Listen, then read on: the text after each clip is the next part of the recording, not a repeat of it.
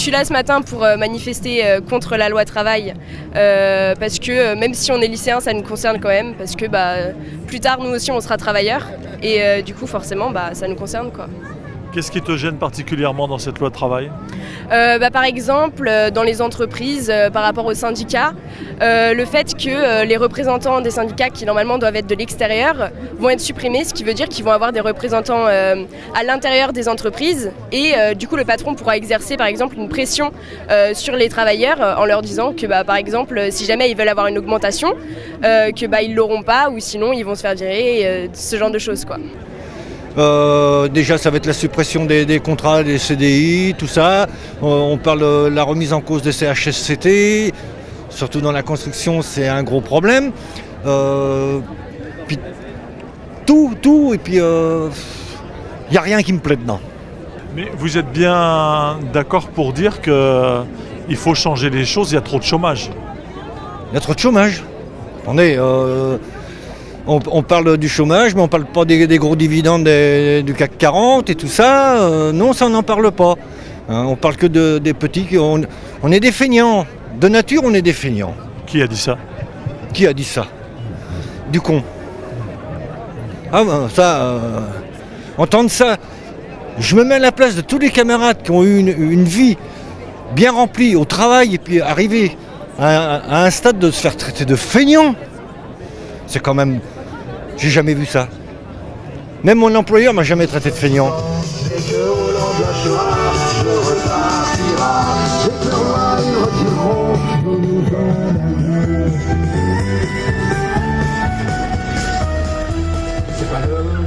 La globalité des faits qui laissent à penser que les patrons ont les pleins pouvoirs, qu'on encourage les patrons voyous à licencier même quand ils sont en faute avec des pénalités très faibles. Et je ne crois pas qu'on réglera le problème du chômage en permettant aux patrons de licencier plus simplement. Est-ce que vous vous dites pas, il n'y a pas grand-chose qui a marché ces 30 dernières années, le chômage est toujours de plus en plus important, les dividendes des grands patrons sont toujours de plus en plus importants, est-ce que vous dites pas, même si ça ne nous plaît pas trop, on va essayer, on a tout essayé, rien ne marche. Mais Macron est d'une grande ringardise. C'est étonnant pour quelqu'un d'aussi jeune de prendre des vieilles recettes à ce point-là, puisque c'est des choses qui ont été explorées déjà en France petit à petit. Et quoi par exemple ? Et aussi dans d'autres pays européens où on va en arrière sur la protection des salariés sans vraie efficacité pour l'emploi, si ce n'est peut-être de dire que certains ont accès à un emploi mais de plus en plus précarisé, ce qui pose un problème pour la vie des gens.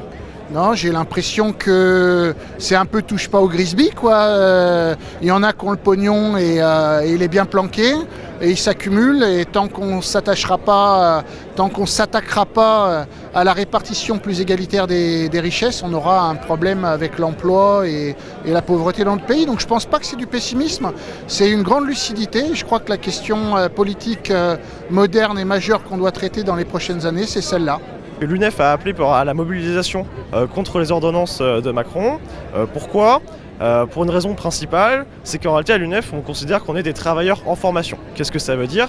Qu'on va décrocher un diplôme et qu'après on va s'insérer sur le marché du travail. Et donc en réalité, venir ici, c'est protéger nos futures conditions de travail dans l'entreprise pour demain.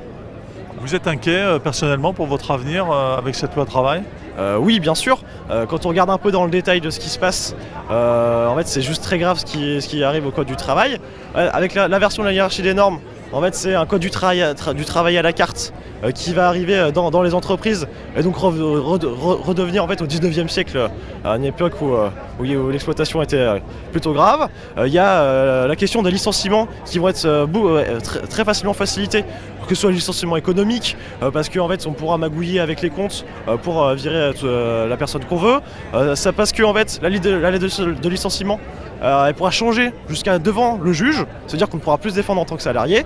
Et dernier point, sur les fusions des IRP, institutions représentatives du personnel, en réalité, en fait, on ne pourra plus défendre les salariés sur la question de la santé et des conditions de travail, on pourra juste promouvoir la santé.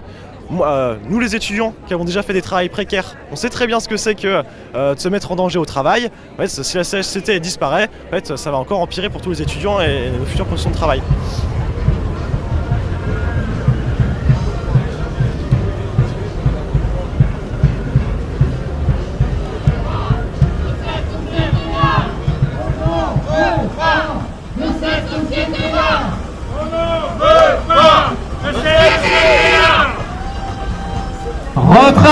Retrait des ordonnances Macron. Nos vies valent plus que leurs profits. Et retrait.